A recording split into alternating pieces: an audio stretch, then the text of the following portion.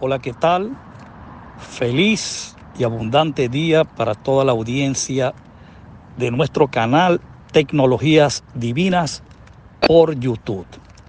Bueno, aquí estamos una vez más, constantes y firmes en seguir desarrollando, en continuar desarrollando este proyecto que hemos titulado Cápsulas del Reino por nuestro canal, su canal, mi canal, Tecnologías Divinas en YouTube.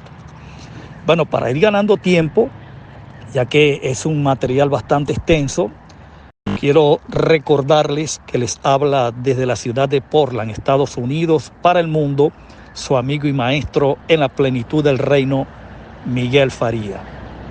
Y le voy a pedir que de una vez, por favor, vaya a su Biblia, al libro de los Hebreos, capítulo número 7. Dice así: porque este Melquisedec, rey de Salem, sacerdote del Dios Altísimo, que salió a recibir a Abraham, que volvía de la derrota de los reyes, y le bendijo, a quien asimismo dio a Abraham los diezmos de todo, cuyo nombre significa primeramente rey de justicia y también rey de Salem, esto es, rey de paz, sin padre, sin madre, sin genealogía, que ni tiene principios de día ni fin de vida, sino hecho semejante al Hijo de Dios, permanece sacerdote para siempre. Considera pues, escúchese este considerado, considera pues cuán grande era este a quien aún Abraham el patriarca dio diezmos del botín. Verso 5. Ciertamente los que de entre los hijos de Leví, es decir, el sacerdocio arónico, reciben el sacerdocio, tienen mandamiento de tomar del pueblo los diezmos según la ley, es decir, de sus hermanos, aunque estos también hayan salido de los lomos de Abraham. Pero aquel cuya genealogía no es contada de entre ellos, es decir, no pertenecía a ninguna de las 12 tribus de Israel, tomó de Abraham los diezmos y bendijo al que tenía las promesas. Y sin discusión alguna, el menor es bendecido por el mayor. Y aquí, es decir, para el momento de que se está escribiendo la carta, se está hablando del sacerdocio levita. Dice aquí, es decir, en la tierra, en el momento que se escribe la carta, repito, reciben los diezmos hombres mortales, según el pacto de la ley. Pero allí, ahora se va a referir al sacerdocio de Melquisedec, uno, es decir, Melquisedec, de quien se da testimonio de que vive. Ahora, quiero comenzar esta cápsula llevándolos a reflexionar juntamente conmigo en este particular.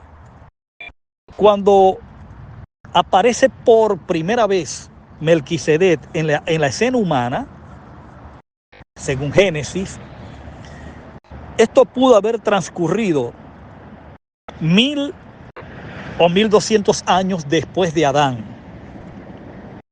Aparece por primera vez, se reseña por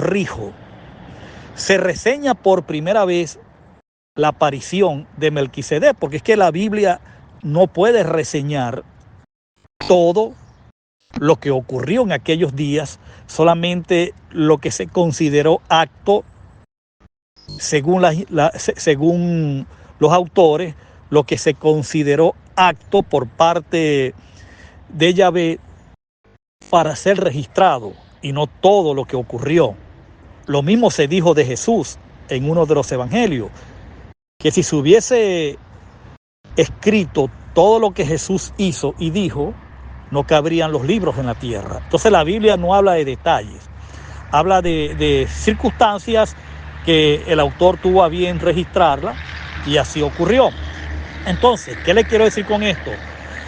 El hecho de que se haya registrado por primera vez en Génesis la aparición de Melquisedec, eso no quiere decir que no haya tenido otras apariciones. A mi juicio, tuvo que haberlas tenido porque Abraham se acerca a él con una familiaridad notoria. O sea, ya Abraham tuvo que haberle entregado diezmos en otras ocasiones, ya Abraham tuvo que haber tenido informado o por conocido de que este personaje, este individuo, era sacerdote del Dios Altísimo, que era Elión, a quien Abraham servía como su Elohim, como uno de sus Elohines, porque Abraham tuvo varios Elohines y eso hay que tenerlo claro. Ahora bien, cuando en el capítulo 7, el autor a los Hebreos hace una narrativa mucho más detallada y abundante de lo que fue Melquisedec como persona, número uno, y el orden sacerdotal que Melquisedec representó, número dos. Hay que hacer allí esa separación y ese detalle importante. El autor comienza a describir sobre Melquisedec, pero en el capítulo 5 del libro a los Hebreos, por allí como por el verso 13 en adelante, el autor hace una pausa a causa de un tema que traía o lo mencionó y dice acerca de esto, ¿qué era esto? Bueno, de lo que venía hablando. Dice, acerca de esto tenemos mucho que decir. Wow, tenía mucho de qué hablar, tenía, digamos, un contenido extraordinario de conocimiento. Tenemos mucho que decir, pero, aquí viene el pero, difícil de explicar porque os habéis hecho tardos para oír. Es decir, eran muy lentos para digerir, eran muy pasivos para entender. Y les explica después, considerando el tiempo, el cronos, debiendo de ser ya maestros, es decir, debiendo estar ya en la condición, después de tanto tiempo de enseñarles, ya deberían de estar ustedes pedagógicamente enseñando a otros. Le dice, porque debiendo de ser ya maestros, tenéis necesidad de que os hable de las cosas elementales de leche, ¿ya? Y no de alimentos sólidos. Porque el alimento sólido es para los que tienen los sentidos ejercitados en el discernimiento del bien y del mal.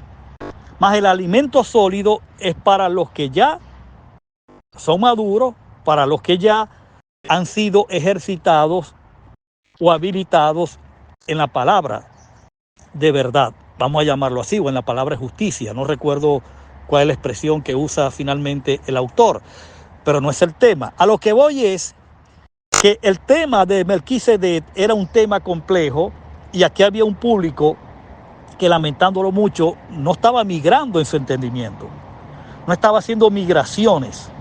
Y aquí hay que reconocer algo importante. En la vida de la iglesia, la verdadera, la del primer siglo, hubo muchas migraciones en el entendimiento y tenían que escalar de un peldaño a otro. No podían escalar en uno y saltar para el cuarto o el quinto, tenían que pasar por el segundo. Esto nos describe y nos indica que habían temas sucesivos que se tenían que ir aprendiendo para poder ir escalando y avanzando en el entendimiento.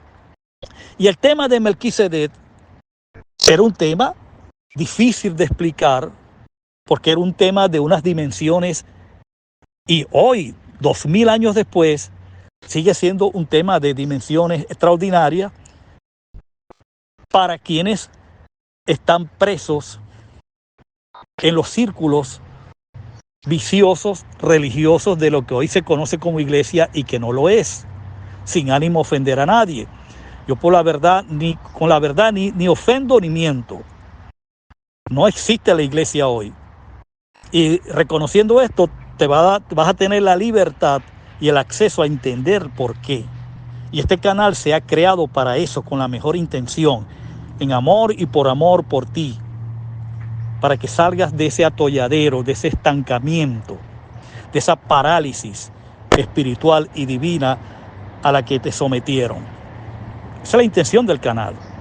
Ok, entonces este Melquisedec era un tema que había un público que no lo podía digerir, primero por lo profunda de sus dimensiones, pero había otro que sí lo estaba entendiendo. Entonces había un grupo, para ser más claros, que no podía migrar en ese entendimiento. Ya tenía rato, pero tiempo y tiempo, que ya deberían ser maestros por el tiempo.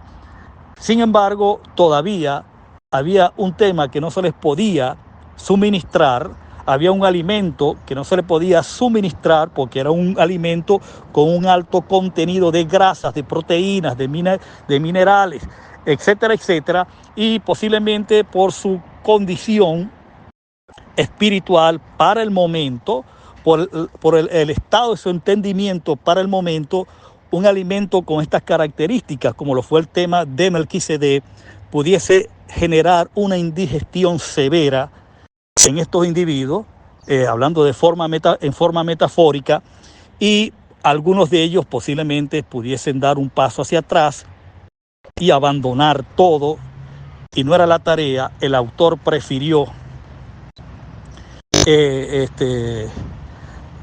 reservarse o buscar una metodología y una pedagogía adecuada para suministrar el tema. Sin embargo, ya en el capítulo 7 comienza a dar unos vislumbres extraordinarios de este Melquisedec. Ahora, aquí hay algo que es a lo que quiero hacer en esta segunda cápsula, un énfasis extraordinario, y es con respecto a la persona, al individuo llamado Melquisedec. El autor dice que este personaje no tiene principios de día ni fin de vida. Si usted analiza aplicando lógicas a lo que el autor está diciendo, solamente aplicándole lógicas humanas, concluimos con lo siguiente: este personaje definitivamente era eterno por naturaleza. Era eterno porque al decir que no hay una data histórica, no hay una reseña histórica, no hay un registro civil donde este individuo se haya presentado, nadie lo conocía de dónde salió, él apareció y desaparecía, aparecía y desaparecía. Eso indica, y lo otro que dice que no tiene fin de vida, esto lo que está describiendo son características eternas de este individuo. Porque usted se pone a analizar el resto de los personajes descritos en la Biblia, lo primero que se le menciona es su genealogía. Pero este Melquisedec se pone en contraste a esa realidad. Ahora, si la primera realidad, que es que se nombra la genealogía de dónde desciende el ser humano, por ejemplo, el caso de Jesús, la gente cuando veía los milagros, las señales, los prodigios, el amor que manifestaba en los días de su carne, ellos preguntaban, bueno, pero este no es Jesús de Nazaret, el hijo de María y de José el carpintero. O sea, tenía una genealogía, tenía, como hijo de hombre, tenía un principio de días, cosa que Melquisedec no tuvo. Entonces, por supuesto que esto nos lleva a pensar lo interesante que es este tema y la importancia que este personaje tuvo en los dramas que se vivieron en tiempos de la Biblia y con sus apariciones, porque definitivamente no estamos hablando de un hombre común, mucho menos cuando se pone por encima de Abraham, que era quien tenía la promesa de donde de él descendería una simiente de carácter espiritual, la cual hizo referencia a Cristo según la narrativa de Pablo, el cual iba a acabar con el problema de la humanidad según la narrativa de Pablo, como lo fue el pecado original, según Pablo. Esta simiente que descendería de Abraham iba a acabar con eso, y por ese efecto, por ese sacrificio de esa simiente, la cual era Cristo, iban a ser bendecidas todas las naciones de la tierra.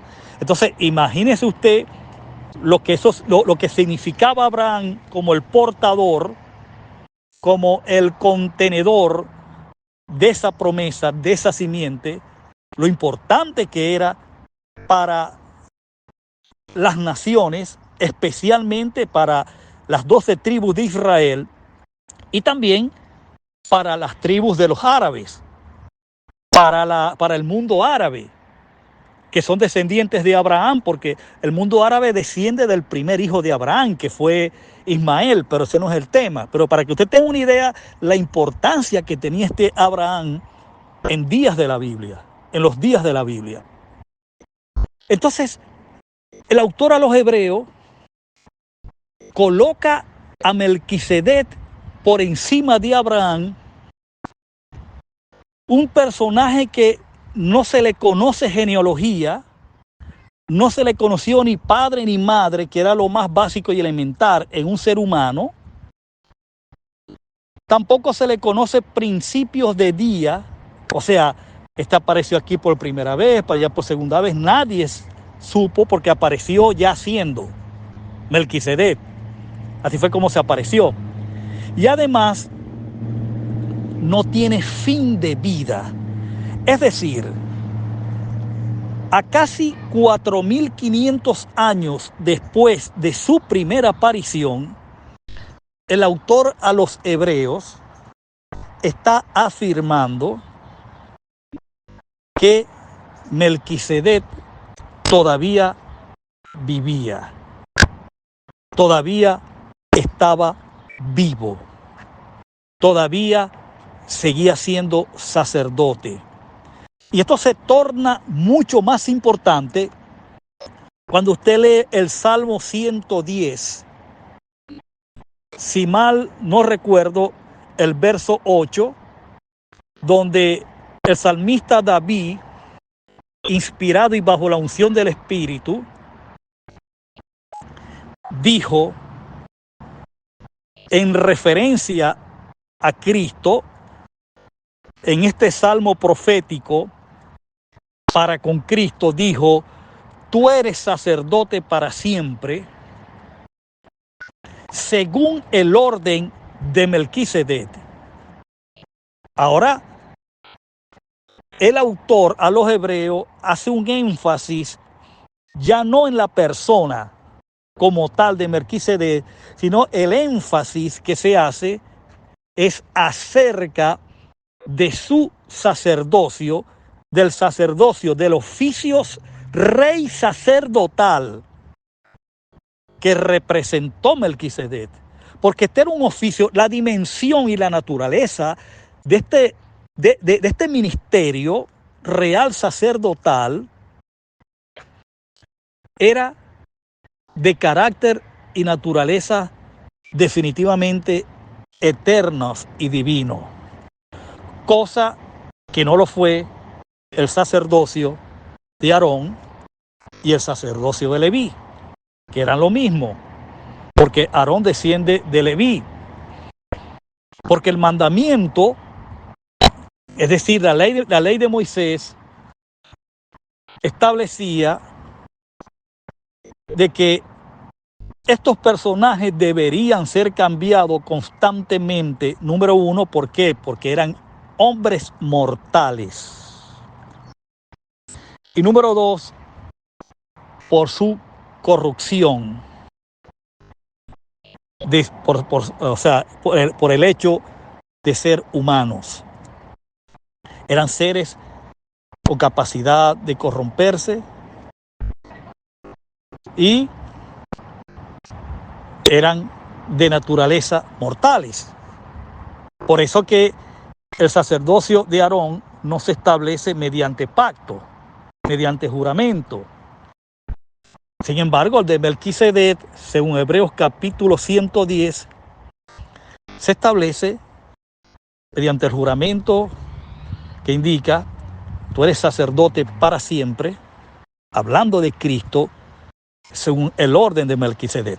Bueno, yo estoy tocando actualmente por Facebook el término eterno en el Nuevo Testamento, que es la palabra aión, y esta palabra no tiene nada que ver a una dimensión indefinida, es decir, infinita, porque hablar de eternidad es hablar de la antítesis del tiempo, es el contraste del tiempo. Eternidad es un estado sin tiempo y espacio, mientras que tiempo implica tiempo, es decir, horas, minutos, horas, días, meses, años y espacio.